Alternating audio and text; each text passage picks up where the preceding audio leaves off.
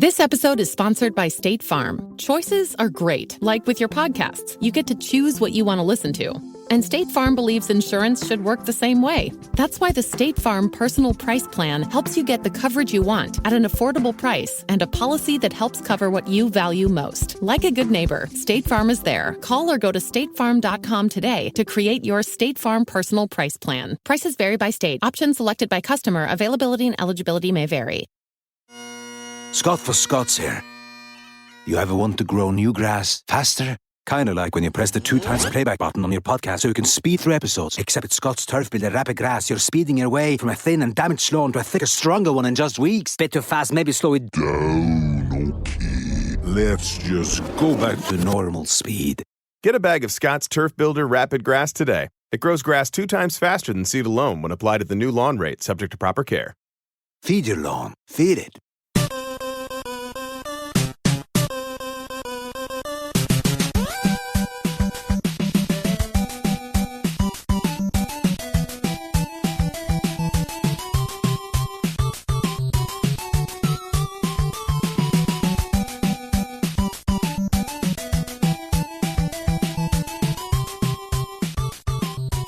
Welcome to the family here on Purple Mafia. I am your host, Paladino Joey, or Joey Wygen. Purple Mafia is available on Apple Podcasts, Google Podcasts, Google Play Music, Stitcher, Double Twist, and other publications where the feed reaches to, I'm sure, on your mobile devices, which is highly recommended, of course. So you could be on the go listening to Paladino Live. No, listening to Purple Mafia in the Paladino Live network, which I'd like to call it, which it kind of unofficially is, I guess, right now. We have our Super Bowl set. It's going to be a sea of red, ladies and gentlemen, a sea of red. San Fransisco will be playing against the Kansas City Chiefs. So there it is. There's your sea of red. But we won't get into that until segment number 2. Segment number 1 is going to be a very brief little kind of get caught up at the Viking situation. Well, the Minnesota Vikings need an offensive coordinator. Kevin Stefanski, as you already know, is the head coach of the Cleveland Browns, and Richard Sherman is all bent out of shape about it. At least he was on Twitter. We'll talk about that in segment number 2. I mean, you know, yeah. Some people think it's a crappy hire. Some people think it's a good hire. A lot of us believe he's, you know, I mean, our opinions against San Francisco, well, maybe. Did Green Bay's offense look that stellar against San Francisco? Well, I guess in some moments in the second half it looked a little better. The first half, it looked even worse than the Vikings offense. But I think the quarterback had a little something to do with it. Quarterback Aaron Rodgers versus Kirk Cousins. I think Aaron Rodgers is a little more battle-tested than old Kirk, Captain Kirk, who, yeah, I don't know. I don't know. We'll talk about that some more. We'll probably continue on that and even in this segment very briefly of the direction of the Vikings, and we'll just keep doing that. The first segment will be Vikings-related. Second segment, post-season-related. This kind of, that kind of, this and that. Well, are you ready for me to have some reckless speculation about the offensive coordinator and defensive coordinator situation? Because, of course, yes, George Edwards will no longer be the defensive coordinator for the Minnesota Vikings, and Mr. Gray, also defensive back coach, will no longer be with the Minnesota Vikings either. So some changes are in the mix. But are you ready for some reckless speculation, to get this thing rolling? You're not going to get any, because guess what? Who do you think the Vikings' new offensive coordinator and defensive coordinator will be? Is it going to be like a Mike Shanahan and Kyle Shanahan situation? Maybe. Well, hopefully it's as successful, because Kyle Shanahan is the probably going to win the Super Bowl this year, I think. There's a pretty good chance the 49ers are going to win. That's kind of foreshadowing a little bit. My pick going into this weekend to not only get there but win it did not work out. But, well, both of these teams were on a drive. They sure will. They sure were, and I just overly excited to get into that segment. But I think it's more than likely going to be Clint Kubiak for the offensive coordinator. Pretty much everybody's speculating that that's exactly where we're heading. Clint Kubiak, the son of Gary Kubiak. And Adam Zimmer may very well be the defensive coordinator for the Minnesota Vikings, son of Mike Zimmer. Do you see the picture? Father, son, father, son. Well, it could very well be heading that way. Andre Patterson has been very successful with that defensive line. Could be another choice for defensive coordinator. Don't be surprised, though. I mean, Mike Zimmer is probably going to be making all the play calls anyway. Adam Zimmer will be kind of running things, this and that. And God bless him, he was the linebackers coach. Andre Patterson, the defensive line coach. Clint Kubiak coming into, as obviously the quarterback coach and now possibly the offensive coordinator. Most people believe that will happen. So the Gary Kubiak offense will be very much in play, which did a good job this year. I just wish I don't know. Well, we're talking about extensions possibly for the coach, the general manager, and the quarterback. Do I want to give Kirk Cousins an extension after the exciting win versus New Orleans, or did reality set in very quickly when we headed to San Francisco? Yes, it did. Do I want to give Kirk Cousins an extension? I don't. I think it's just kind of a trial and error. Head into the final season, draft a quarterback. That's my approach going into the offseason with the Minnesota Vikings at the quarterback position. They're not going to win a Super Bowl with Kirk Cousins. I'd be shocked beyond belief because he's one of those kind of guys where a lot of things need to be going correctly. And every quarterback, a lot of things need to be going correctly. I mean, look at Aaron Rodgers. He had a great defense. He had a pretty good running back. He had some good wide receivers. Still didn't win the Super Bowl. They're just not good enough sometimes. Sometimes they're just not good enough because they ran into a freight train called the San Francisco 49ers. That's a damn good football team. The two teams that went to the Super Bowl this year earned it like you wouldn't believe. Last year, the Patriots kind of squeezed past the Kansas City Chiefs, maybe a little favorable call here and there in Foxborough. Yeah. And then a very unfavorable call against the New Orleans Saints last year on the final play of the game, pretty much. So, a little different last year. I loved seeing the Patriots win again because I like Tom Brady. You know, go ahead and say all the mean things you can say. It's okay. It's okay. It is what it is. Wasn't a Saints fan. Not a big Rams fan, not a big Jared Goff fan. I think he got exposed pretty harshly last year in the Super Bowl. And, well, as this season progressed, didn't look so good either. So that's just my belief. I think the Minnesota Vikings need to, head towards the draft for a quarterback. Signing a quarterback in free agency, how many times has it really led to anything? I mean, the Denver Broncos won the Super Bowl with Peyton Manning as the quarterback, but was he really the reason why they won that Super Bowl, or was he just kind of part of the show? Peyton Manning, at that stage, was part of the show. He played his final game in that Super Bowl, and Von Miller and co. tore that Carolina Panthers team a new one. I mean, they beat the crap out of that team. They embarrassed Cam Newton. They made him look like a fool. You can say what you want about Cam Newton, but that Denver defense put him in his place like you wouldn't believe.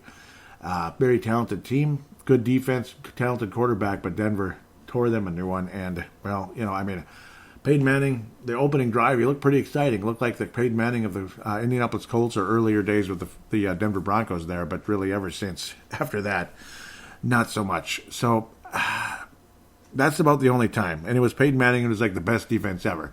And Gary Kubiak was the coach. So look at it that way. Peyton Manning has had a lot more success in his career than Kirk Cousins. He knows when pressure is coming. He knows how to sense it. He knew, let's go past tense.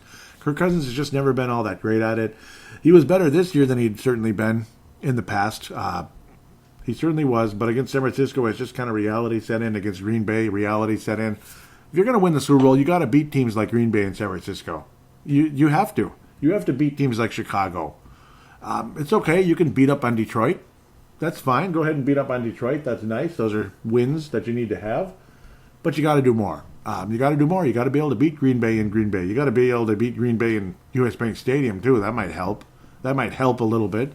You got to be able to win games like against San Francisco if you're really going to be super serious about winning a Super Bowl because, well, they're the NFC champs. To me, it just kind of is what it is. I mean, the quarterback position is too expensive, this and that. If you want to give him a significant pay cut, he's willing to take it to open up some cap space to maybe improve the offensive line, this and that would be nice, but it sounds like he ain't taking a pay cut. So draft a quarterback, and he's the quarterback for next year, and that's it. That's it. Unless he leads you to a Super Bowl and you win it, then go ahead and extend him until he's 40 years old. Go ahead. It is what it is. You want a Super Bowl. That's what we want. That's what we want. Getting to the Super Bowl isn't enough. Just win the damn thing. It's about time. I'm sure Kansas City fans are thinking that right now. They've had to wait 50 years. I loved hearing what they had to say because this is still the Vikings segment right now. Oh, they're talking about, it's been 50 years since we've been to the Super Bowl. Yeah, but you won it. Screw you. 50 years ago, you won the Super Bowl. And who did you beat in that Super Bowl? Oh, that's right. The 1969 Minnesota Vikings. The year where I call it the curse of 69, 50 years ago, where the Vikings postseason disappointment began. That's where it all started. Screw you guys. Go ahead and tell me that about your cry me a river. You haven't been to the Super Bowl in 50 years. You know what? Yeah, that's a long damn time. But you won and you beat us. And we have not won a Super Bowl. So again, cry me a river. At least you won it and you beat us. yeah, schmucks. All the respect in the world. Good luck to them. San Francisco last won their Super Bowl in '94. I can't believe it's been that long for that successful franchise. So, yeah, they've been kind of hit and miss for so damn long. A couple of good seasons here and there that didn't lead to a whole lot. And then 2012 was extremely promising. And they just, Randy Moss just could not bring it in his final game in the NFL. Oh, I can't believe it's been that long, by the way. And then 2011, like the tip of, what was that guy's name? Manningham of the New York Giants was able to bring it in.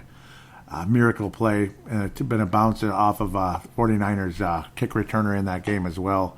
Helped cost them against the New York Giants. Just the stars were aligned for that Giants team. Miracles happened where the ball just barely bounced off of the 49ers kick returner in that game. So amazing situation there in 2011. They could have won the Super Bowl that year too.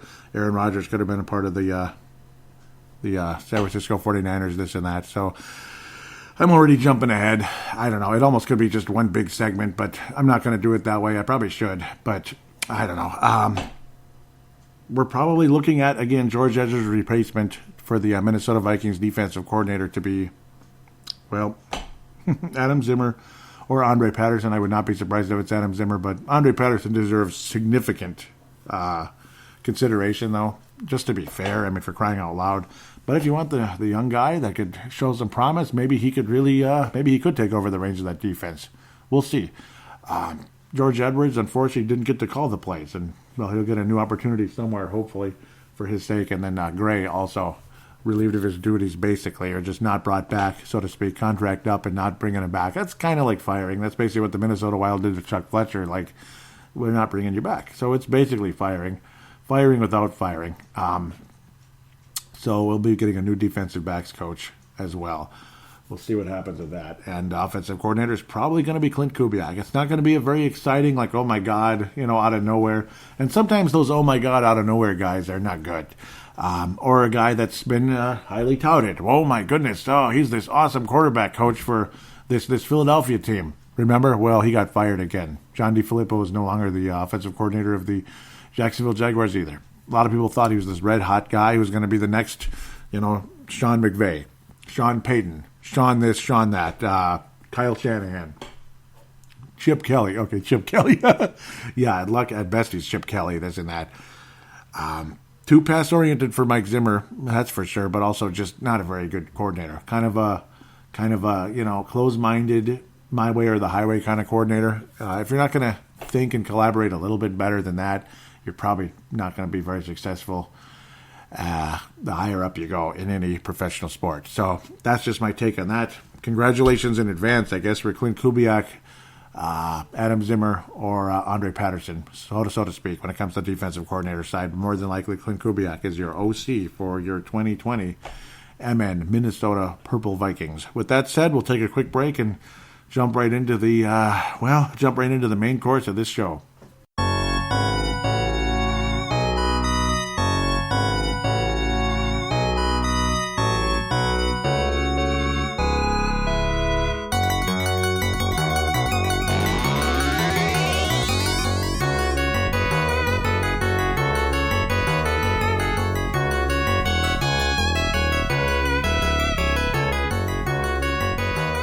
And we are back here on Purple Mafia, segment number 2, postseason.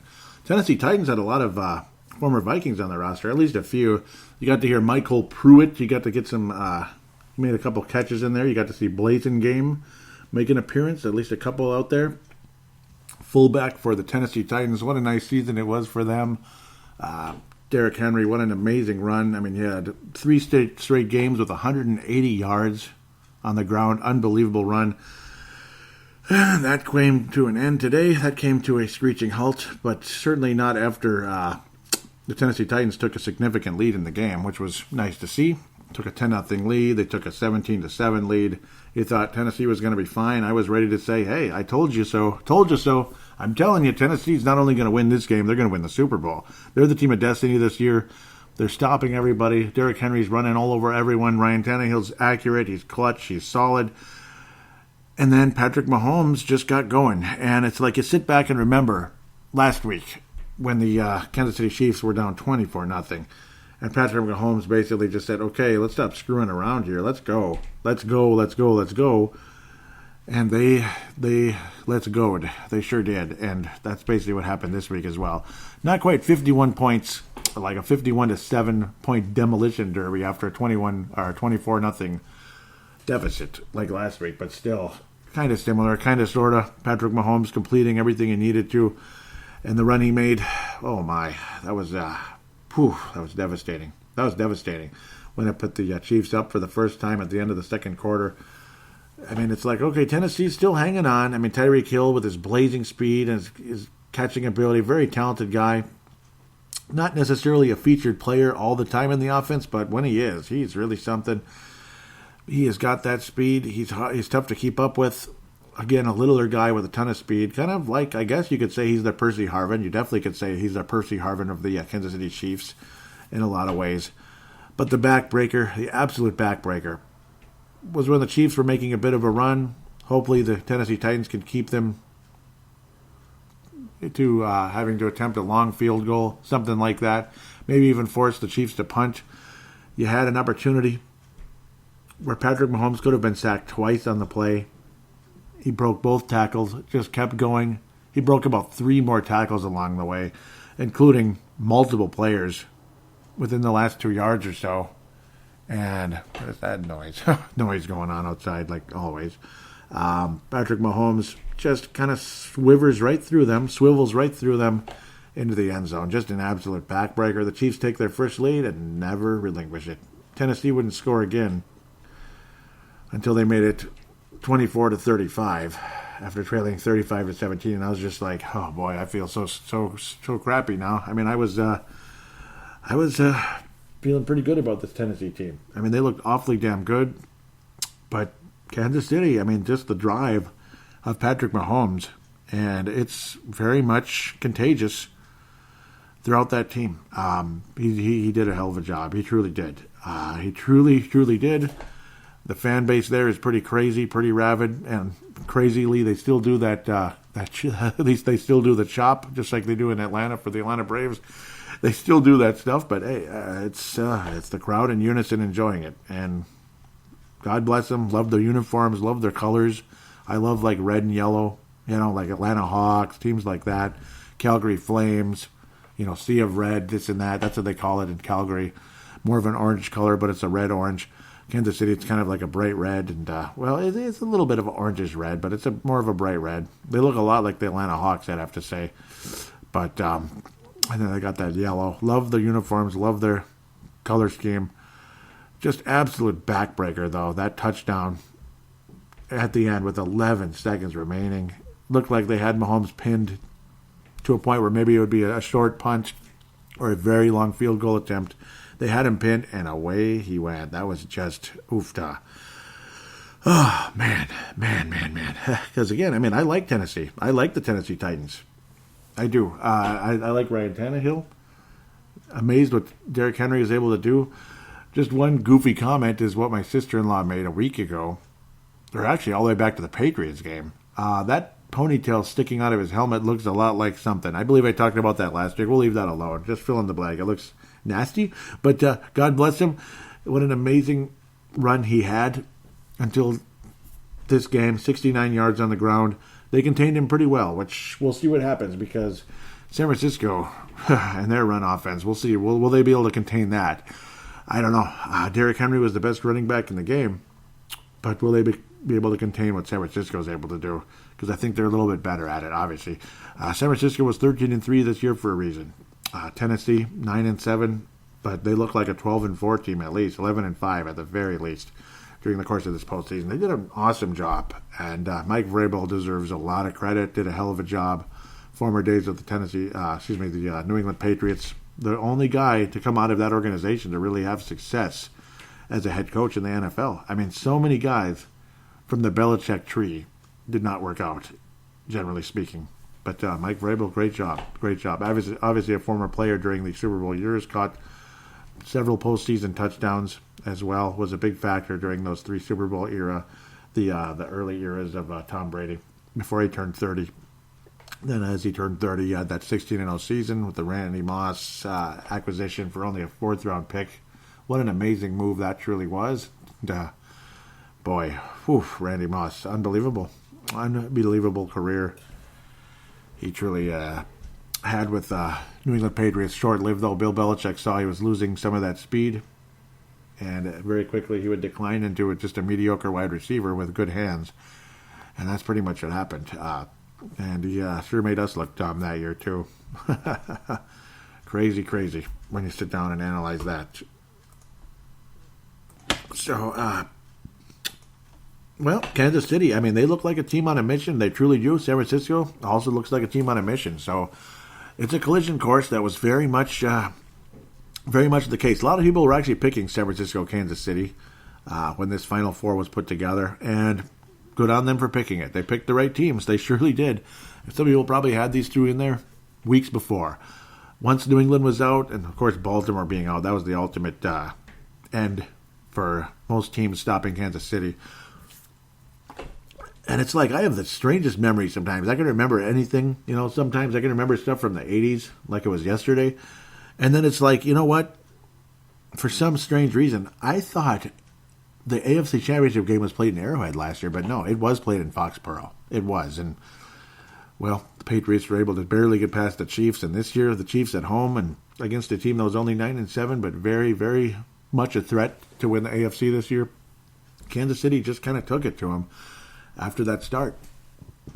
That's what concerns me about, my prediction coming up, because San Francisco's chances of winning it all, I think, are outstanding. I haven't even gotten to that game yet, but it's going to be a hell of a game. It truly is. Kansas City looks like a team that deserved to win the AFC, and they really lived up to it. They truly did. When they faced some adversity this year, Patrick Mahomes missed 3 games, and then frickin' Matt Moore beat the Vikings in Arrowhead, because the Vikings never win in Arrowhead. I mean, we're dating back into the 1970s, the last time the Vikings won in that building. So, good for us. That was frustrating. The last time we won in Kansas City, which was once, Arrowhead was not standing yet. So, that's kind of funny how that works. That was the early 70s. We just cannot beat that team. Cannot beat the Kansas City Chiefs in Arrowhead. Failed forever. That was a big win for Kansas City. That was a turning point where, they could have been really pushed down and never had a first-round bye at all. It could have easily happened when Patrick Mahomes was injured. And they just kind of hung in there. And that win against the Vikings, I think, is a big, big boost. Because what if Kansas City never got the first-round bye? Maybe they would have gotten knocked out. They would have had to play on the road today, possibly, depending on who was still alive out there. Who knows? Who knows what would have happened? Maybe it would have wound up this way anyway. Very good chance it would have. Maybe they would have played Tennessee in the first round. Who knows? Maybe they would have gotten knocked out in the first round against Tennessee if they were like the number 3 seed, like the New England Patriots were. That's probably what would have happened, and you would have had a totally different AFC Championship game.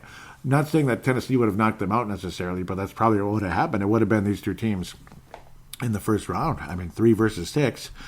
And if Tennessee knocks out KC, well, wow, Tennessee probably goes to the Super Bowl. Probably, because they beat the Patriots, they beat the Baltimore Ravens. Those are the other 2 teams that would have had the first-round bye. So, fascinating how history can be changed with, just Kansas City flat-out outplaying us. A beatable defense in Kansas City, but Spagnuolo's creative enough. He just gets it done. He forces quarterbacks to make turnovers.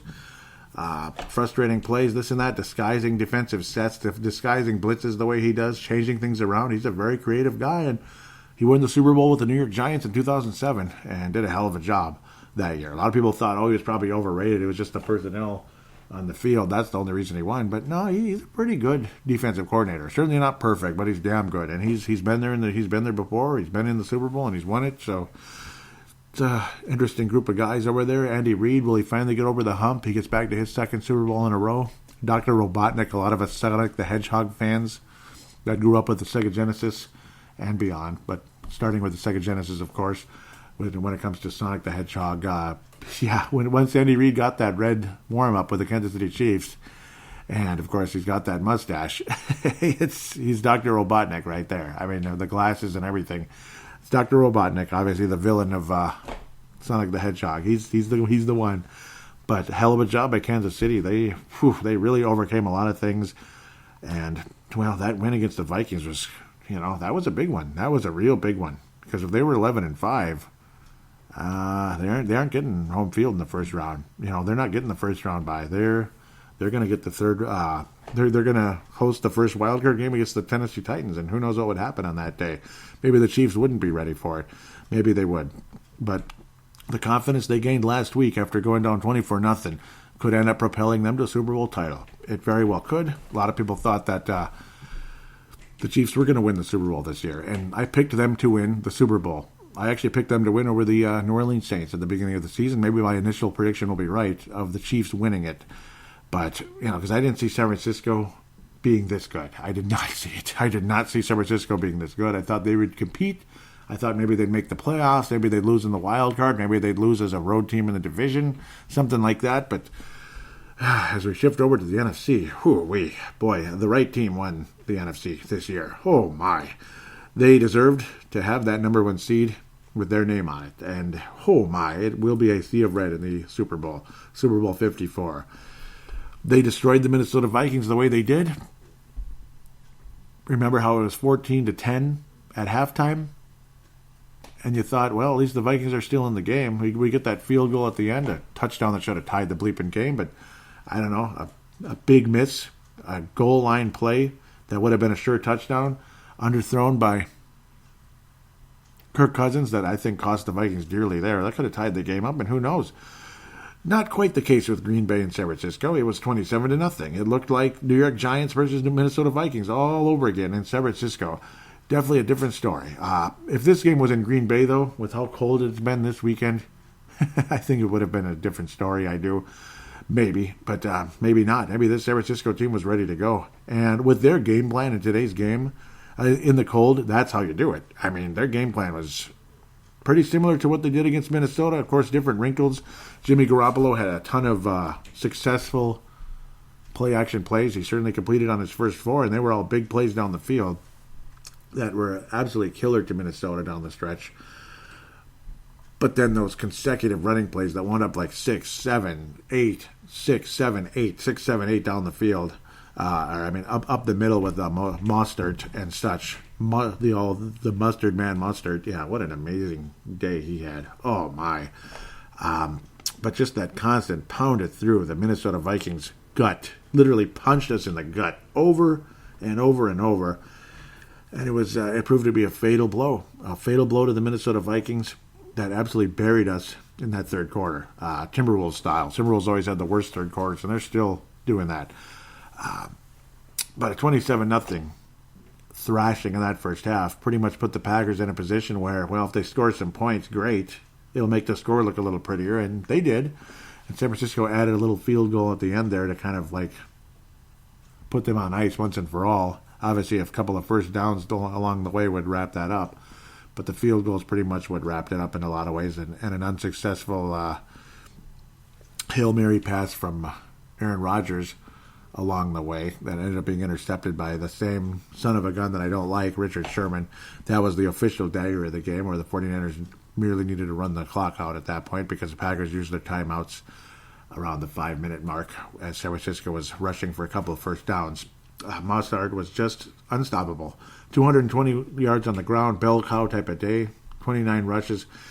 7.6 to carry. What more can you say? He did have a long of 36, which is a big number, but imagine if it's like 70 or something. See, that's when you get your 7.6.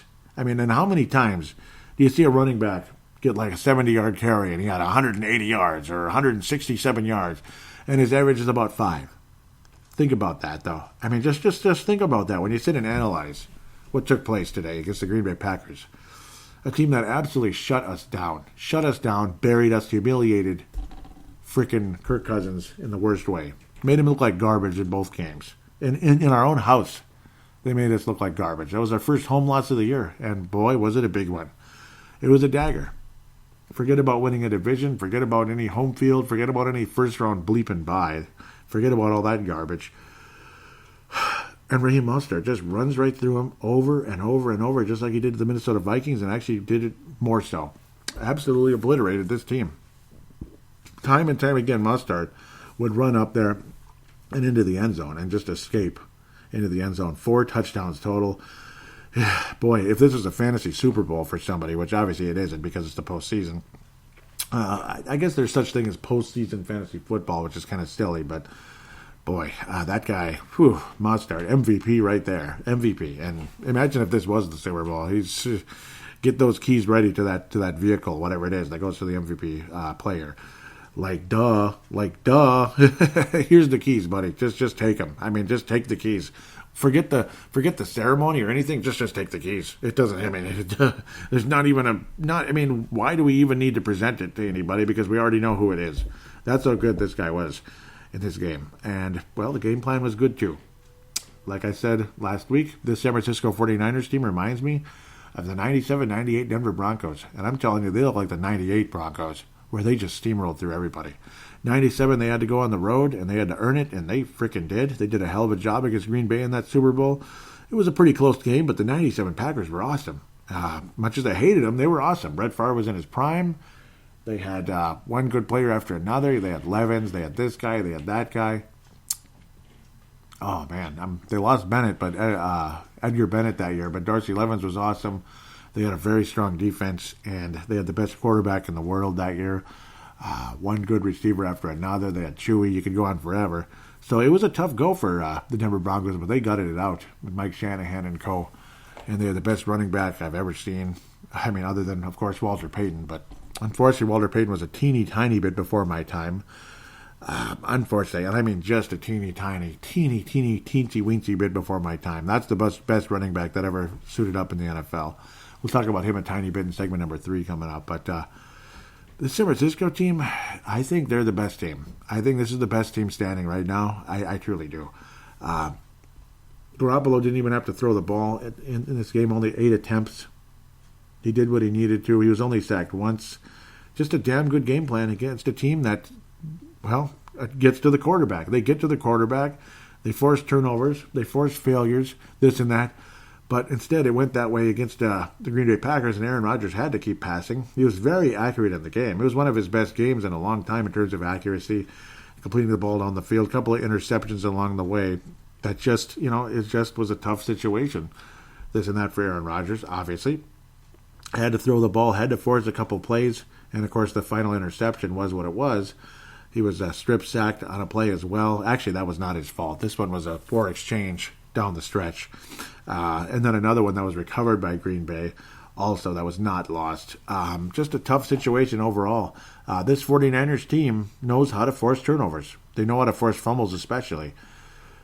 I just think, as good as Patrick Mahomes is, it could happen. I mean, that's the best thing you could do against Patrick Mahomes is force a fumble. Interceptions happen once in a while, but he's just, he's an elite player.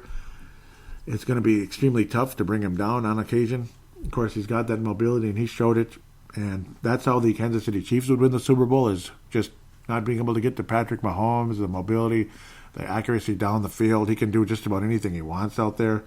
Garoppolo has capability to be pretty good, though, and he showed it against the Minnesota Vikings in a big way. He seems pretty unflappable to me. He does. He's better than Jared Goff. He's a lot better than Jared Goff, I think, right now. And some people might be like, whoa. And I don't mean even better than Jared Goff. Jared Goff has the talent. He has the skills. But I think he's better set mentally. He's stronger mentally. I mean, think about who he played behind for years in New England. You know how Aaron Rodgers played behind Brett Favre, and he learned what to do and what not to do just by watching. He was very rude and disrespectful to Brett Favre. Jimmy Garoppolo, I can't imagine him having that same problem in New England. But literally, just playing behind that guy in Tom Brady, and how good he was, Garoppolo, in the games he played for the New England Patriots when Brady was suspended for Deflategate. Deflategate. I just love that goofy name, but it is what it is. Deflategate. As well as he played, it was just clearly he knows how to play the position, and he's seen it all. He's seen it all with that Patriots team. And if anything, at bare minimum, he's like the new Steve Young in the sense of he played behind, Steve Young played behind Joe Montana in a couple of Super Bowls there in the late 80s and continued to learn and continued to get better. And I think Garoppolo, similar thing with Tom Brady now and becoming the starting quarterback for the San Francisco 49ers, as long as he stays healthy, which unfortunately got hurt last year at the very beginning of the year. But with this defense that forces turnovers, this running game that is elite, I think San Francisco's a little better. Green Bay was a very tough team all season. The Vikings were in the game in Lambeau Field, but Green Bay just kind of kept getting better as the season progressed. And, they look like a pretty tough team that could get to the Super Bowl. I just figured San Francisco was probably going to knock them out. Maybe the New Orleans Saints, if the Saints knocked the Vikings out in the first round, that they'd be a really, really, really tough opponent. But to me, San Francisco, as you head into the Sea of Red Super Bowl, which is what it is the Sea of Red, San Francisco versus Kansas City. I just think San Francisco's probably going to win this thing because of their defense and the running game. And Garoppolo will complete what he needs to. Patrick Mahomes is going to put in a hell of an effort. The Shanahans win Super Bowls, man. The Shanahans win Super Bowls. Andy Reid has not won the Super Bowl. God bless him if he does. Maybe it's just his year, and Kansas City's going to bring in their first Super Bowl in 50 years, much to our chagrin 50 years ago. Just further proof that our wait is just like eternal. It just feels like eternal. I mean, Kansas City beats us 50 years ago. We never win one all these 50 years. We got there 3 more times and haven't gotten there in over 40 years since then. We got there 3 more times in the following 7 years or so down there, with Fran Tarkenton moving forward there into the early to mid-70s. And then we never go back, and then all these years later, still never got back. Heartbreaking losses in NFC title games, blowout losses in NFC title games. We've seen 3 heartbreaking losses, and we've seen multiple blowouts as well. Way back in the late 70s, early 80s, 1980, I believe, Vikings lost the NFC Championship game to Philadelphia. And then 87 was the heartbreaking loss. 98, extremely heartbreaking. 2000, blowout, disgusting loss. Sorry to go through this again. 2009, about as heartbreaking as it gets. I mean, it's about as heartbreaking as it gets. I can't even fathom. And then 2017, another blowout, East Coast demolition derby. Harkens back to the days of 41 Donut. Yep. So, painful stuff. But then Kansas City emerges and wins the Super Bowl against one of the greatest franchises in professional sports history, San Francisco 49ers. Yes, that would be just unbelievable and extremely frustrating to see that happen. It would be more painful. San Francisco winning their 6th, I have no problem with that. I'd be happy about it because of the storied history dating back to 1980 with Joe Montana, 80 and into 81 and such, when he took over in 80 as the rookie quarterback, and then 81 knocked out the Cincinnati Bengals, a very different Bengals team than they were in 1988. Interesting, amazing history with that club. I love the 80s 49ers. I just love them. The fan base is as arrogant as it gets, but, Kansas City Chiefs fans are kind of obnoxious, very obnoxious, but I guess that's just life these days. Everybody's obnoxious. Packer fans are the worst ever, insufferable. Certain Viking fans probably aren't so great either, I'm sure. But God bless our Purple faithful out there. Be classy. Don't lower yourself to the Packer fans or whoever else, or just any crappy fan of another team. Eagles fans especially. That's another one that just, you could just go back and forth with forever. But I'd much rather see San Francisco win this game. And it's not even that. It's not even like a rooting interest. It'd be cool to see Kansas City win in a way. But the reason why it would suck would be what I already described to you just now. I just think San Francisco's a little better. I think they're going to find a way to stop, or at least frustrate, as weird as this might sound, find a way to stop Patrick Mahomes. Yeah, it's like, yeah, sure, right? They're going to find a way, though. I think they're going to find a way to get this done. It won't be the easiest game ever. I don't think it's going to be 37-20. And I sure as hell don't think Kansas City is going to blow out the 49ers. I don't think so.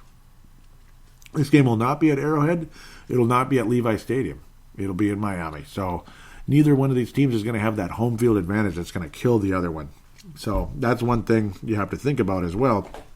There is no home field here this time around. No safe confines of this place or that place. So either team could struggle and end up losing the game at the end of the day. I don't think it's going to be a blowout. I think it'll be a very close game. I could expect something, maybe a game of runs, kind of like Baltimore-San Francisco, where Baltimore took a significant lead, and then San Francisco came right back in it. Baltimore started making mistakes again there after that power outage that really killed the momentum. San Francisco came rolling back in, and they were just a fingertip away from clinching a Super Bowl championship. That would have been amazing, but that's not what happened, and Baltimore ended up winning the day. Happy for Joe Flacco, happy for crazy people as well. I don't want to get into that anymore, but I was especially happy for John Harbaugh. Just seemed like especially happy for him, but I would have been very happy for Jim Harbaugh as well. The Harbaugh Bowl last time around, but this time it's the Sea of Red Bowl. And my personal belief is the San Francisco 49ers win Super Bowl 54. Whew. And there will be a lot of points scored in that game. A significant amount. I don't think Kansas City is going to get 50 points, though. I don't think they're going to get 40 points. I could see something along the lines of 34-31, maybe. And if Kansas City wins, it's going to be they're going to be scoring. It'll be a higher scoring game. If it's a slightly lower scoring game, I think San Francisco wins out the day because their defense is just beautiful. Beautiful defense. And again, with the way San Francisco can run the ball, I think that's the edge they have. Obviously, their running game is better than Kansas City's, and Kansas City has the best passing game in the NFL. It's that simple. Obviously, we know why. We already know why they have the best passing game in the NFL. It's like, duh. And Baltimore would have had a little bit of both there. The best running quarterback ever, and a guy who threw 36 touchdown passes as well. But he got absolutely contained by and bottled up by the Tennessee Titans a week ago. Still shocked about that one. 49ers are going to win the game, though. I think let's go with 31-27, something like that. They'll be running the ball out late in the game. They'll get a key first down. That'll kind of finish things. But I do believe they're going to force Patrick Mahomes into a fumble. At least that'll be very, very crucial. A very crucial point in the game that'll really turn the tide. Maybe very early. That'll put the 49ers in, at the goal line or in the red zone, so to speak, and the 49ers end up scoring a touchdown, not a field goal in that situation.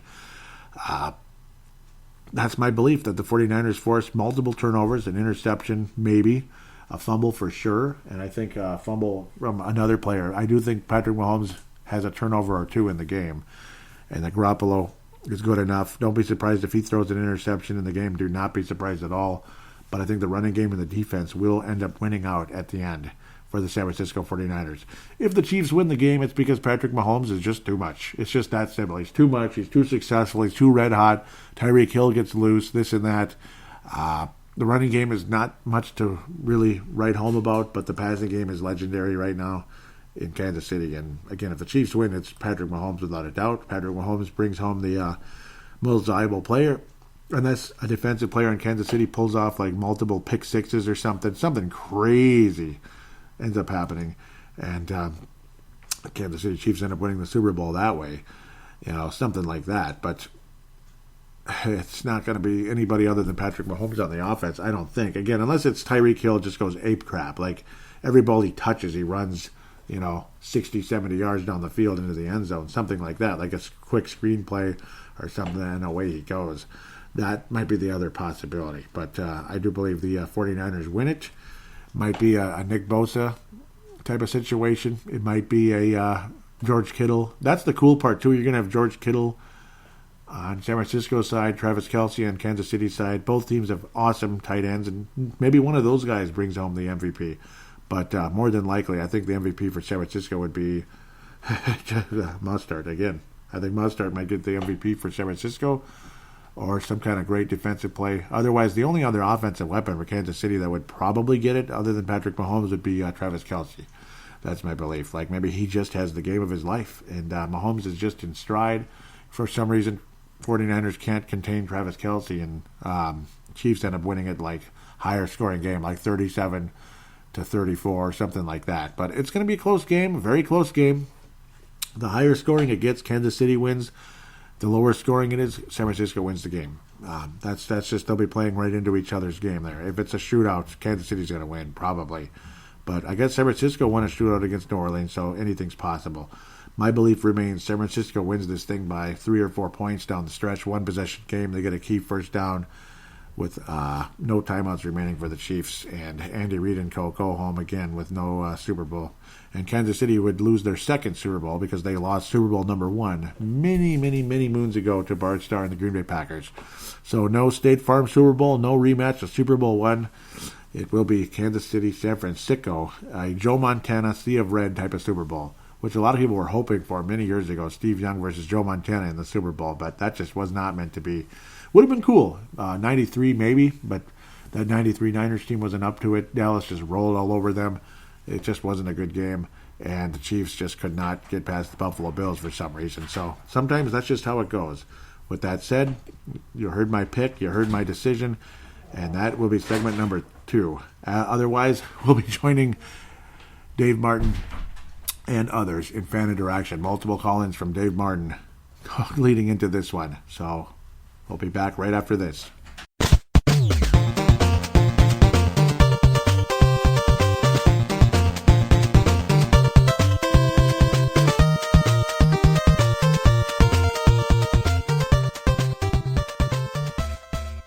Greetings, Joey. Hope I find you well. Well, here we are. But we go from positivity and optimism on Monday to the grim reality a few days later. What did we see? We saw a team that basically, I think, was perhaps running on empty emotionally and perhaps even physically. It's tough to go all the way down to the deep south, win, come back to Minneapolis, and then trundle over to the far west and play a team that obviously had 13 days off and was fresh and certainly up for this game. The 49ers played the kind of football that the Purple have been trying to play for a long time, the difference being that the 49ers have an O-line that can do it. And here we are, that usual issue, the O-line. So many years now where the O-line has let down what fundamentally is a very good offence. They weren't able to get Cook going at all yesterday, which was horrendous. And that, in essence, shut the whole game down for them. So where are we? What do we do? Going to be a tough draft. Cap space is somewhat limited. Who are they going to keep? A lot of free agents. But it's pretty clear, isn't it? O-line has to be fixed. Otherwise, we're going to be in this situation again. It's disappointing, but equally, it was expected. I didn't really believe they'd get past the Saints. Although I kind of felt, why not? Why can't they do it? If they can get everything going, then there's no reason. This week, they didn't get it going, did they? And there was too much onus put on the defence to try and hold the line. And when you're basically getting 2-1 in time, you haven't got a hope in hell. Anyway, Joey, you take it easy. And Skull brothers and sisters, I look forward to today's podcast with interest. Take it easy. Greetings, Joey. Just catching up with the podcast, very aptly titled, So Far Away, which, unfortunately, I think we probably are. Does that make me a negative fan and perhaps not a fan? I'd like your take on that anybody that dares to criticise isn't a true believer. Let's be honest, I think we've all emotionally invested in this team for years, and I'm sure anybody that listens to the podcast is in the same situation. So as far as I'm concerned, that's a load of bollocks financially. I've invested a lot of time and money in following this team over the years. So if I choose to be negative, that's my right, as it is anybody else that has followed this team in many years. So, well said, my friend. There are a heck of a lot of big decisions to be made in this off-season. I mean, Kirk Cousins, do you extend him? The problem is with Kirk Cousins, he's the sort of player that has a skill set that was in vogue a decade ago, And offensively, the game has evolved as you would expect it to do. And you look at it, and we've got a guy that isn't mobile. He relies on play action and bootlegs and the run game. And if the run game gets shut down, then what do you see? You saw nothing offensively. We just ground to a halt on Saturday, and that was horrendous. You need a quarterback that can survive pressure, because whether you've got the best offensive line in the business. There are times where the D is going to get pressure on them. And you look at those players now, like Jackson in Baltimore or Patrick Mahomes, that can find ways to extend the play by a second or even 2 seconds and can get down the field, or they can find somebody open. And that is something that, sadly, Kirk Cousins cannot do. Russell Wilson, he's getting paid $35 million. He deserves every penny of it. He's played behind horrendous O-lines, and he's found ways to win.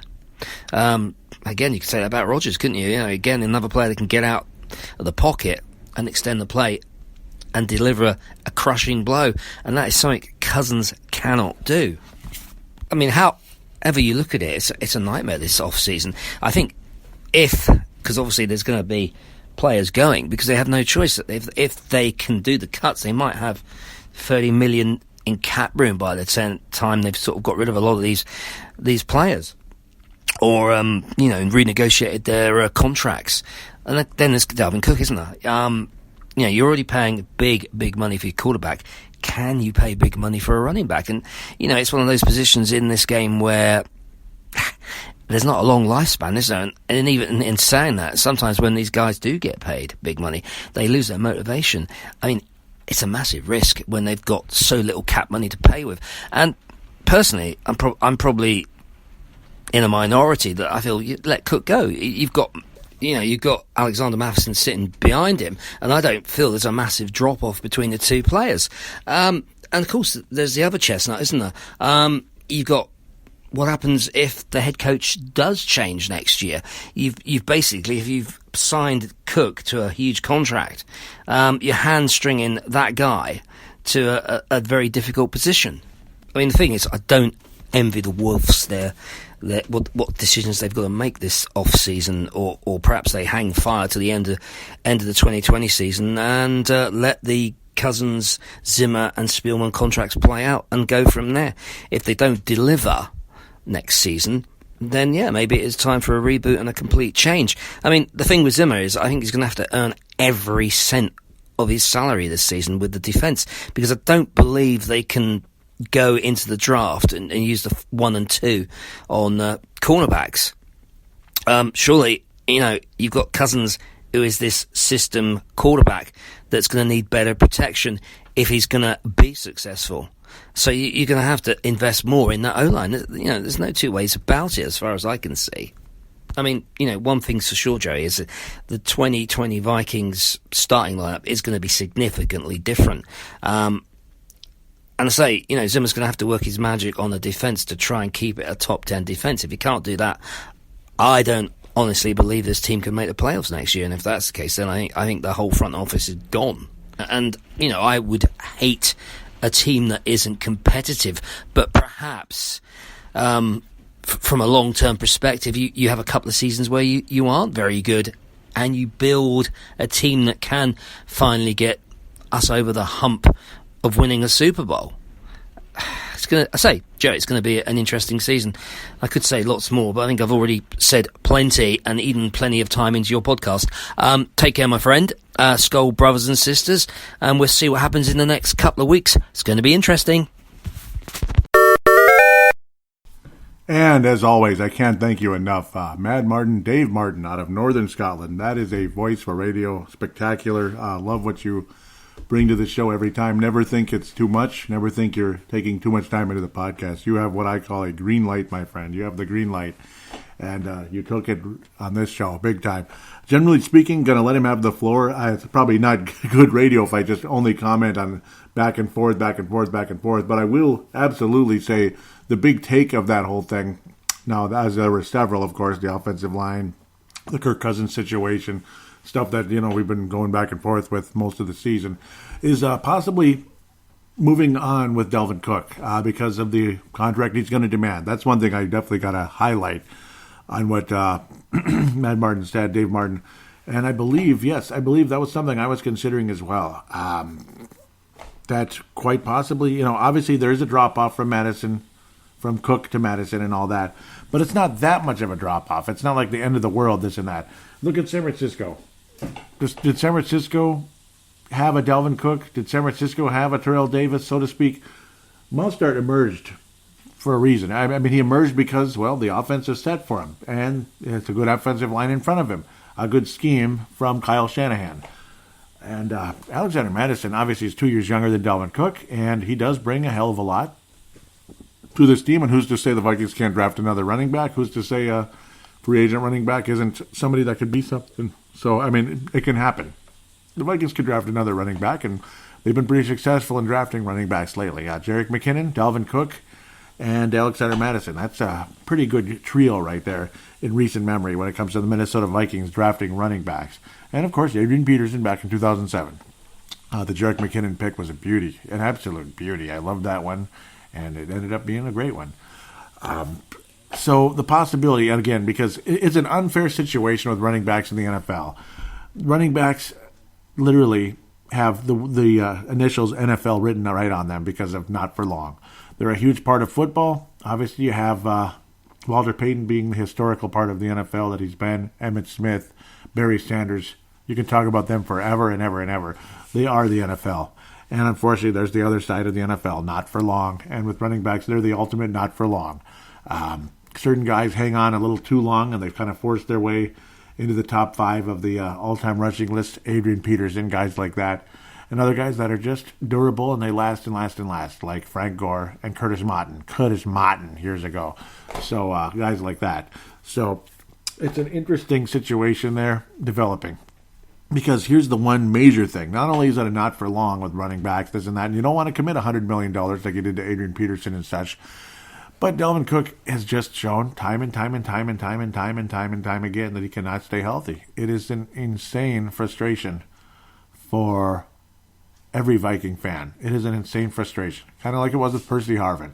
Here he comes out there ready to go. Kickoff return, 80 yards, touchdown, which is something the Vikings have been lacking too. I think we could hopefully get that in the offseason somehow, in some way. Some type of special teams returner would be really freaking nice, wouldn't it? Just something. Please, Lord. Some type of special teams return game that has just been non-existent. It ain't Marcus Sherrills anymore. That guy's not going to return a kick for this team again. It's all she wrote at this point when it comes to Marcus Sherrills returning punts and all that. He couldn't even hang on to the ball anymore. It's just, I don't know. And the eye was kind of windy in San Francisco, whatever. But he didn't have that problem before. Yeah, sometimes a guy is done. Sometimes the time is up, and it just is what it is. Plus, it's nice if you can have a position player be a kick returner that's actually a good one. The best thing we had all season was Mike Hughes, and he's the guy that's also shown to be injury-prone. I mean, both years he ended up having a season-ending injury. So, whatever. Dalvin Cook didn't have a season-ending injury, but it ate up a lot of time this year. Second year last year, it was just kind of an ongoing back and forth. The hamstring, this and that. The knee was still not 100%. And then this, and then that, and then the pitch count, and blah, blah, blah, blah, blah, blah, blah. The only time Dalvin Cook was really ready to rock and roll was, of course, 2017 when it was just kablooey. He was spectacular, and then he had the ACL. And, of course, this year, early off in the season, he was unbelievable. But then it was just out, and he was out, and he was out, and he was out. And it was so damn frustrating. So that's something to talk about in the offseason. How much you want to commit to him? I mean, can you commit, like a gigantic contract that he's going to want, Ezekiel Elliott type of contract? You just don't do that. I don't know. And it's unfortunate because he really is a star. Ezekiel Elliott is a star. Guys like that, they deserve money just like Stephon Diggs, just like other guys. But, I mean, it should be a Stephon Diggs type of contract if you're going to do it. You're going to commit long term. The $70 million range, not the 100 crap, because it's just, he's not a $100 million player. He's not going to last as long as Stephon Diggs is. That's just the way it is. So it kind of is what it is at the end of the day. So to still give him a Stephon Diggs contract, even though he's not going to last as long, kind of evens out. It kind of evens out. Cook is the better player, but odds are he's not going to last as long, and obviously he's not as durable. Heck, even Diggs was injury prone as all get out for the longest time. That's why he couldn't even get 1,000 yards. But still a major commitment went his way. So, did comment quite a bit on that one because that was a big take that maybe not everybody agrees with, but a lot of people will. A lot of people do agree with it, but not everybody, that type of thing. Want to thank Tanae Brown, Vince Germano, and Malcolm McSween for retweeting the most recent show. Thank you very much. Episode 212 seems so far away, and it really is. 49ers are way better than the Vikings right now. Kansas City Chiefs, well, they beat the Vikings without Patrick Mahomes, but that was a road game just like the 49ers game. And I don't know, you can just go on forever. We need a better quarterback. As good as Kirk Cousins is, he has special skills, but he doesn't have the special skill. He doesn't have the it factor. It looked like he did for a minute there in New Orleans. You like that, and that was good. I did like it, but was it enough? Apparently not. Tanae Brown is out of New Zealand. Vince Germano out of Australia. Great basketball show called The Courtside Podcast. He's one of 3 members of that show. Awesome basketball show, The Courtside Podcast. And Malcolm McSween out of California. Thank you so much for the retweets and the likes. Also, Gerald String, Nebraska, liking that along with Malcolm McSween. Thank you guys. All legends, part of this show. Mad Martin, Northern Scotland. Quite familiar name, right? Quite a familiar name. Yep, and again, thank you so much for always adding to the show. You're awesome. He says, very aptly titled this week. Indeed, we are so very far away. Yep, and I was trying to stay away from the old saying, so close and so far away. There was no so close. It's not about so close. It's just we're so far away. That was the whole point. Yep, that's why it was aptly titled. Thank you, Mad Martin. He says, no worries, brother. Yeah, because I missed the call-in last week. So that's why there were 2 call-ins this week. There was the fresh one just now about Dalvin Cook and such. And, of course, the frustration in the first one, just how truly far away we were. That's where Mad Martin was saying, again, in the first call-in, and how just we got absolutely drubbed by San Francisco. And, well, at least we got drubbed by an NFC, possibly Super Bowl champion, not by a team that got smoked the next week. That's when you know you stink and you're not that serious. So I can't say the Vikings stink and aren't serious. I can just say, though, that we're far away. We're far away. We wouldn't beat Kansas City or San Francisco right now. And if you can't beat Kansas City or San Francisco, you're not winning the Super Bowl right now. Mad Martin says, no worries, brother. Listening to the podcast now. Good takes. I have to wonder, does Zimmer have a ceiling? Been thinking that for some time. Hell of a comeback from KC. And yes, it was 24 points, and he was applauding that comeback. What was I saying? I was saying I didn't realize there were more call-ins. I'm really sorry for that. They will definitely be on the next show, and certainly as valid as before. Because, yes, they are. And it was just, it was still a current thing. The Vikings losing to San Francisco. So anybody can talk about that the rest of the offseason. It's still valid. I mean, it's still the most recent game until the preseason at the very least. Mad Martin says, Avista drafting the next Tom Brady. Still need an O-line to protect him. Yes. Yep. Anyways, like your insight into the game and no team, no BS. And yes, I never BS around. I don't think it's worth it. And yes, we do need an O-line desperately. You probably got to replace Riley Reif. I think you do. He's okay, but that's another position where free agency doesn't work. Free agency does not work. With a quarterback, maybe once in a blue moon it works in terms of it's like an unexpected type of a Brett Favre type of thing. Like you just kind of bring him in when he was on the bench in Atlanta and he's available and you bring him in and then boom, he ends up exploding, shocking the world. That type of thing. That's the only way where free agency works, when it's completely unexpected. Kind of like Tom Brady in the 6th round. You don't think of 6th-round quarterbacks leading your team to 6 Super Bowls. It's amazing how those 2 numbers are together there. It's just unbelievable. Vikings also drafted very well in the 6th round at the center position historically, Matt Burke and again John Sullivan. Pretty good draft picks there. Matt Burke was a hell of a center, boy, and Sullivan as well. Last couple of centers we drafted, not so great so far. Pat Elflein looks more and more disappointing than ever as a guard. He was okay. He was actually really good as a center as a rookie. And then ever since has been disappointing. That injury, that serious ankle injury he had, and neck injuries, and just he's been oft injured, and he's been extremely disappointing. He was lousy as a guard last year, very lousy. Riley Reif, just mediocre, just kind of mediocre and very expensive. You don't sign. See, when you're going to sign a left tackle, it's you're re-signing a guy that ended up being a really good draft pick. That, for a lot of money. That's when you sign your left tackle for a lot of money. Free agency, it just never works.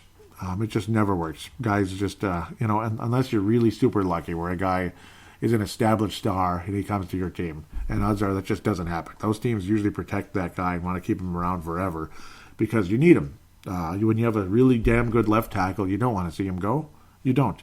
Corey Stringer would have never left the Vikings, but the poor guy didn't survive the training camp in 2001. He was a hell of a freaking player and only 27 years old. I still get sad thinking about that one. That's a long time ago.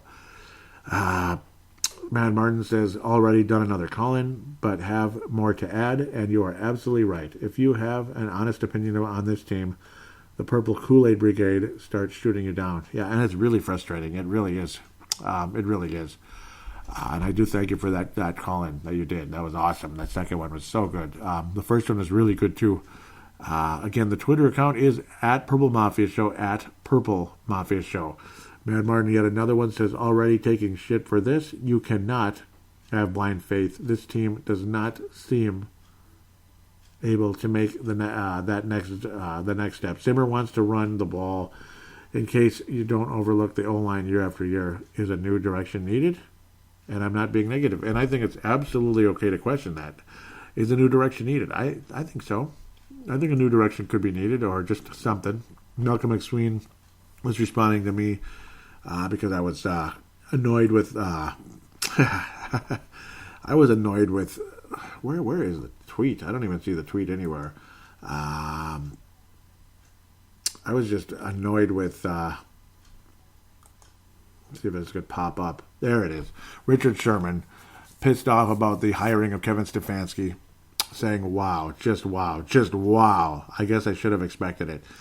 What I don't like about that tweet is, I know what he's saying right there. I just read between the lines. You know, not everything is the worst case scenario. You can't always just assume that's why. Automatically, they hired Kevin Stefanski for that one reason and not this, again, the 49ers defensive coordinator, Salah. He's a hell of a coach, and I'm sure he's happy as hell to be there.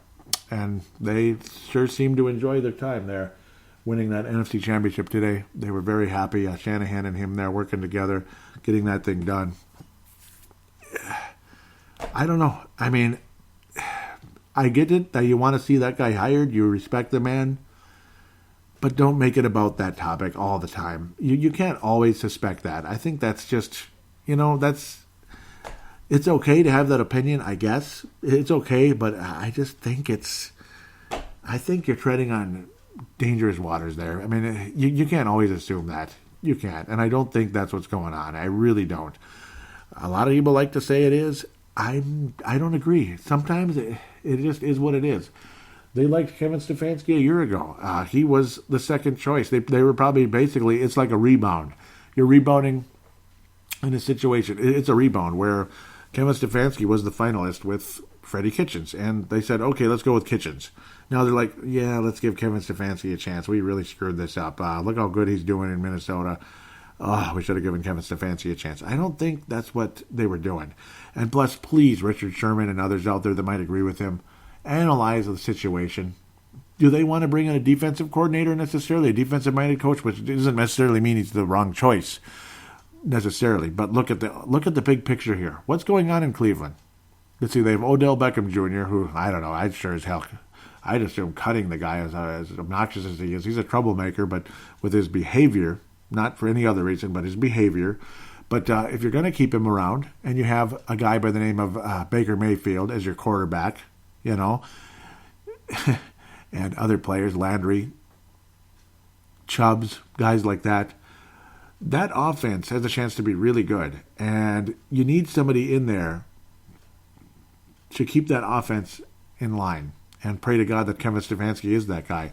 I think you need an offensive-minded head coach who can hopefully bring in a very good offensive coordinator as well to work with him to kind of rein that in. Because Freddie Kitchens did a terrible job last year in that category. That offense underachieved so greatly.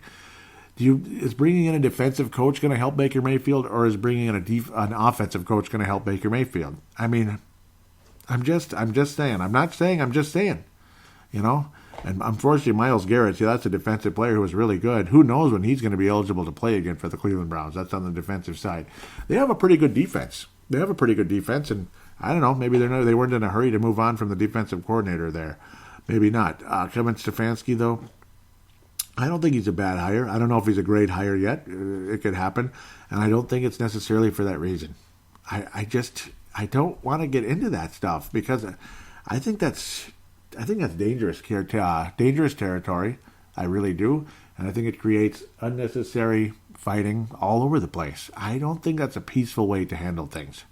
It's just asking for an argument. And I don't like it very much. I'm not a big fan of all that kind of stuff. Malcolm McSween, I was basically saying you talk a lot, but at the end of the day, it's all talk, especially when you flat out lied about Baker Mayfield. And again, who's Baker Mayfield? Again, that's the guy on Cleveland that Kevin Stefanski was brought in to deal with. That's the reason why they brought in Kevin Stefanski. That's the reason. They didn't bring him in because there's something else. Now, you don't have to agree with me out there. I'm not a bad person. I promise you I'm not a bad person. I just don't like constant controversy, like battling. When I just think Richard Sherman has a chip on his shoulder, a little bit too much. That's why I'm not a big fan of the guy. Too much of a chip on his shoulder, and it shows, and it keeps showing. Just play the game.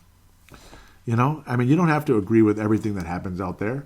You don't have to agree with it. You have every right to have an opinion, but sometimes there's just a little bit too much anger mixed in, and the anger is not a good thing in this world. I don't think it's necessary all the time. Not all the time. No, it's not. I don't know. Malcolm McSween says he's upset the Niners DC do not get the Browns head coaching job. And yep, I mean, but I was saying he likes to stir up controversy, and a lot of times it's not worth it. It's not worth it. I just don't think it's always a good idea. Go ahead and say what you want about me. You don't have to agree with what I'm saying. You don't have to. But I don't think it's necessary all the time. It's just sometimes chill out. Cooler heads prevail. Look at it that way, okay? Cooler heads prevail. Not trying to be disrespectful. Tanae Brown posts interesting thing here. He says, now, this is interesting thoughts. Minneapolis St. Paul Athletics. In 2 seasons with the Minnesota Vikings, Kirk Cousins has 18 wins.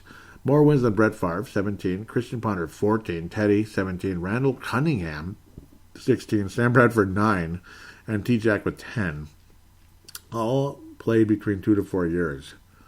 That's interesting. That is interesting. Tell me again how we'll magically get someone better anytime soon. I don't know. I mean, Brett Favre, see, that's the thing. That team was completely messed up. It's just hard to explain what even happened in 2010. That was just a team that came in with a completely wrong attitude. 1999, they came in with the wrong attitude as well, and things got turned around with Jeff George. Cunningham did not finish that season.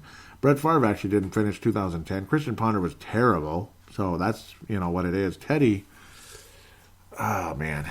Teddy was a rookie in 14. He only got to play in 15 after that, and never played again for the Vikings.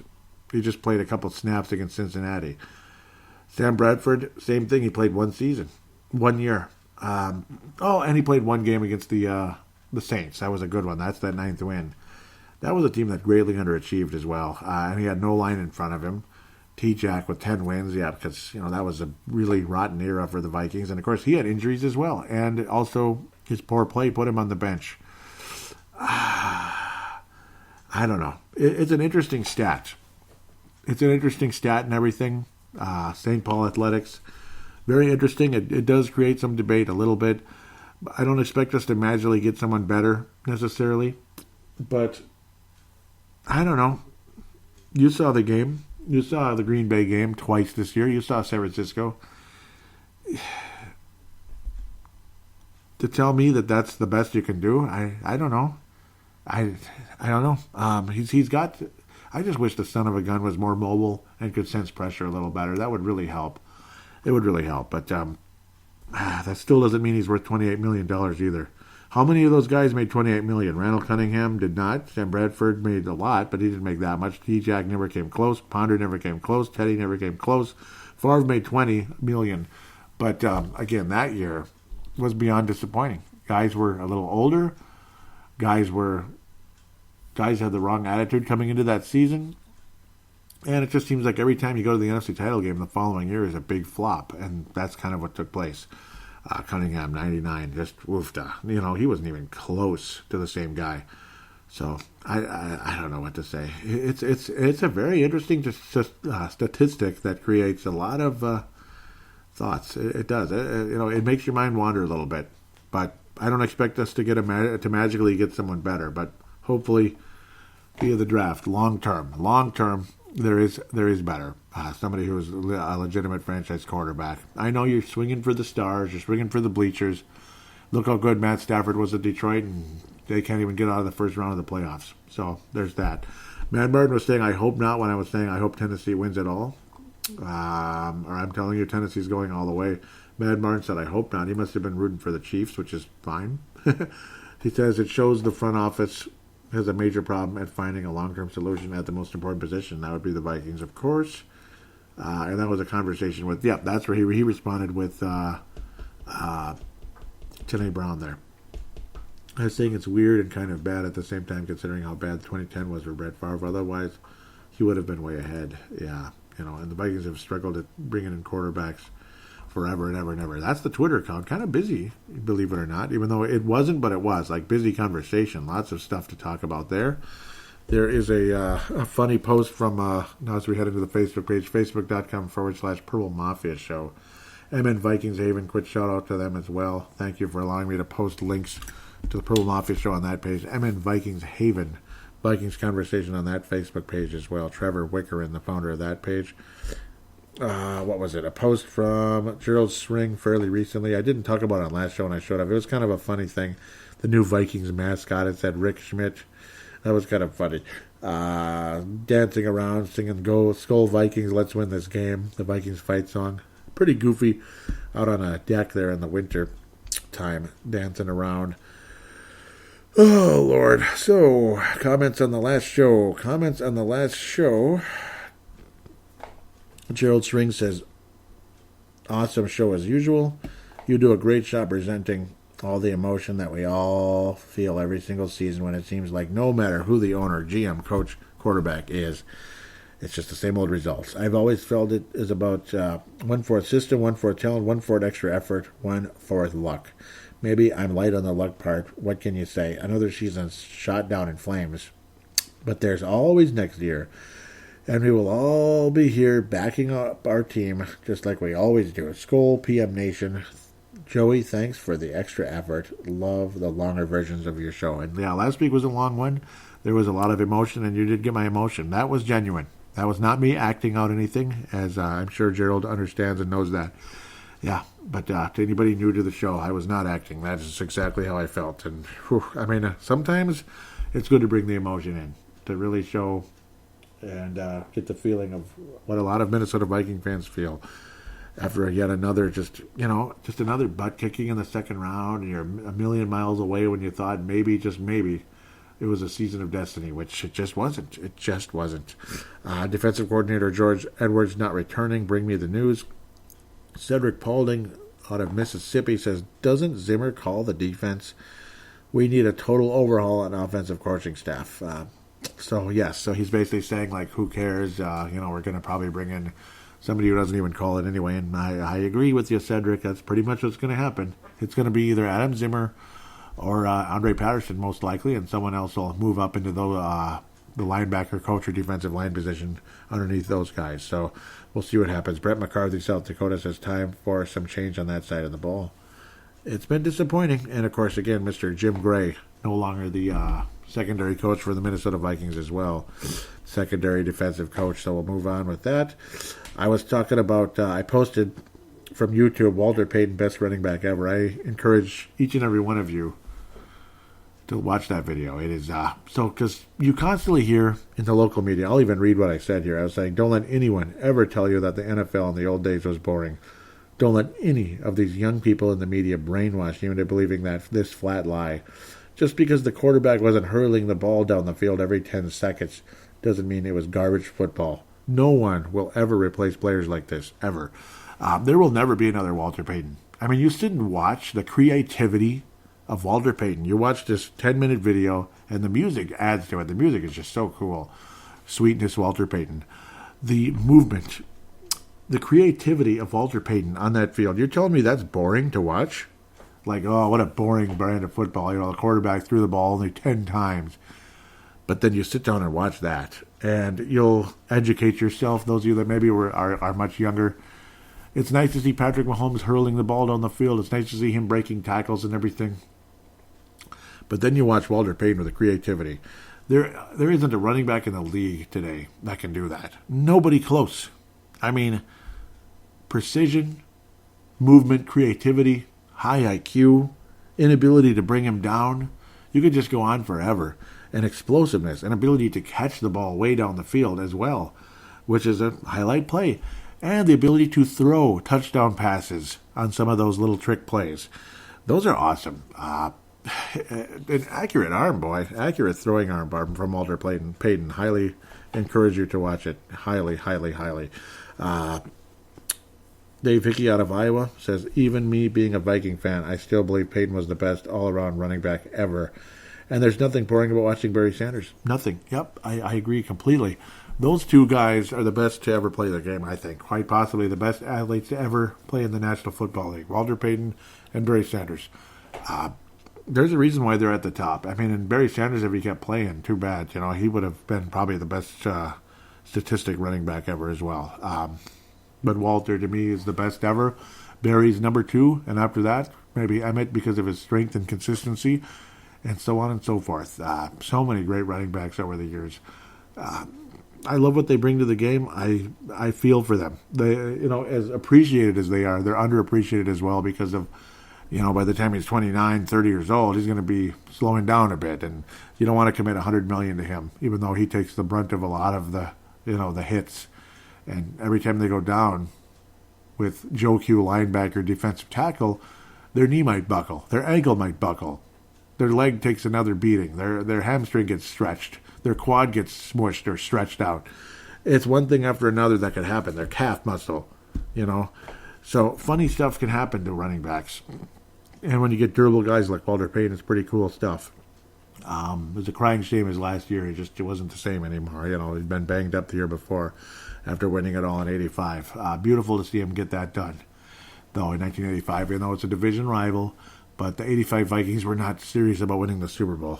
Too bad that Tommy Kramer got hurt in 86, because maybe. And 87 was what it was, an amazing season that ended in a heartbreak in the NFC title game. Championship Sunday. Shall we get to the game thread? Let's go for it.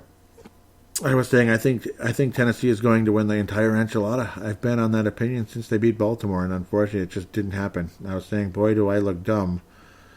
Boy, do I look dumb about now. Not happy about this. It seems like every day I like the Chiefs a little bit less. Yep, something about the Chiefs. We'll see. But hopefully they don't bug me too much. Brett McCarthy responded to that one with Mahomes is unreal, and yes, he is. Sebastian Barton, my man Cato, says, I'll trade the next 7 first-rounders for Mahomes, and wouldn't that be something? Dave Hickey out of Iowa says, this should be one hell of a battle. Skoll Brothers, that would be the Super Bowl coming up. Mark Carlson, also Iowa Hall of Famer, like Dave Hickey and Sebastian Barton, says, lots of smoke and wreckage in San Francisco tonight. Holy cow, and yes, there was. Brett McCarthy, South Dakota, says, I'm still up in the air on this one. I hope the 49ers kick the Packers' arse. Kick the Packers' ass. First game is on. Who do you like, KC or Tennessee? And I liked Tennessee, but it didn't work out. Brett McCarthy has somebody standing over a body on the ground there with the Packer logo on it saying, LOL, is you dead? 49ers, please. Hate the Packers. Looks like the Chiefs. Pat Mahomes is unreal. Jerry Hicks out of St. Louis says, go Chiefs. Yankee Zong out of Brooklyn Center says, Tennessee. And because I hate both NFC teams, but lesser evil will be 49ers. I'd say much lesser evil. And I actually kind of like the 49ers because of their old history with Montana and even Steve Young, Jerry Rice. Jerry Rice was very active during that game.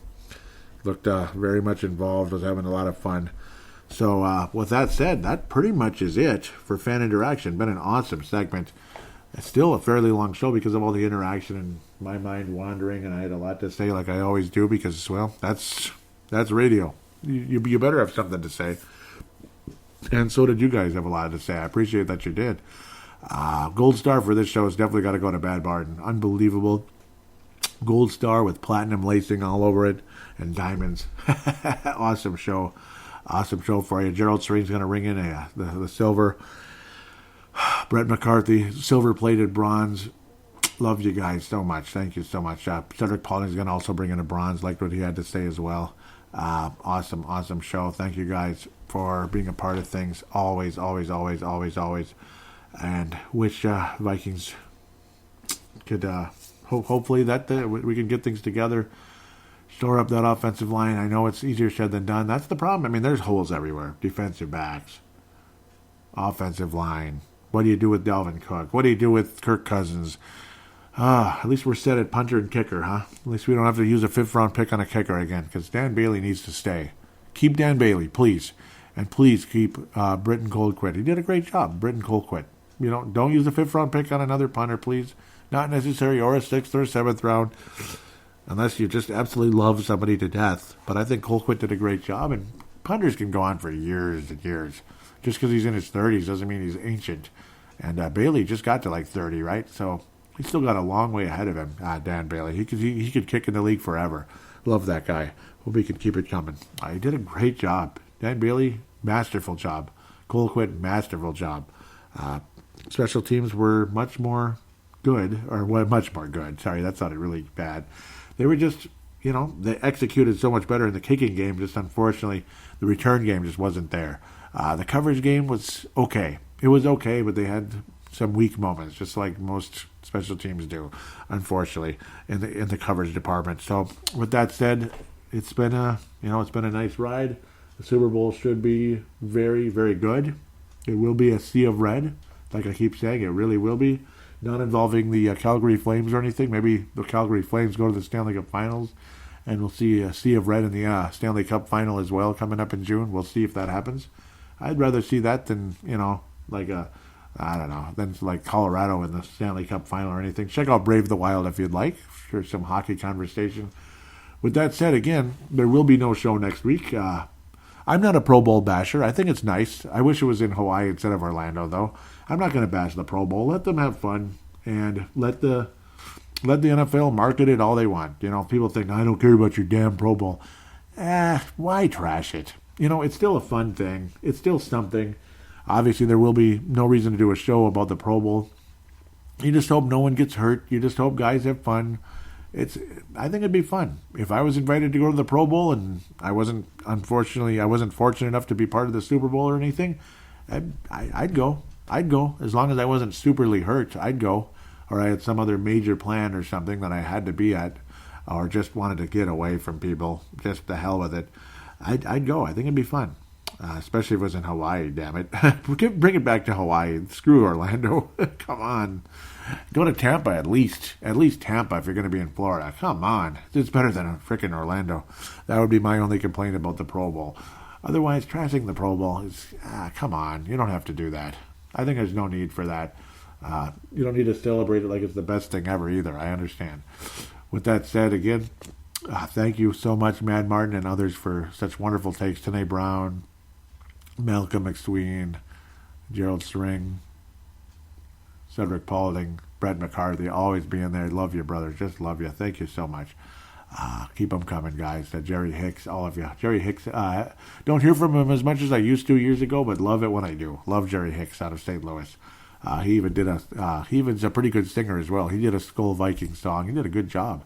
I don't know where it is now. 'Cause I remember I was mad with how awful the Vikings season was years ago, so I stopped playing it on the show. I was just mad, and then I don't know where I put the darn file. It's in there somewhere. I probably could find it again someday. But unfortunately, I think it's on an old laptop on the other computer. An old hard drive on another computer. That's the crappy part. So with that said, again, hope you have a great week, couple weeks anyway. Enjoy some hockey until they go into the All-Star break, unfortunately. Enjoy some basketball until they go into the All-Star break. And, of course, we'll come back. Timberwolves Explosion podcast, Brave the Wild podcast. Check those out. Enjoy. And we'll talk to you in a couple weeks. And hopefully the 49ers bring it home. We'll see. But I'm sure some of you are cheering for the Chiefs instead.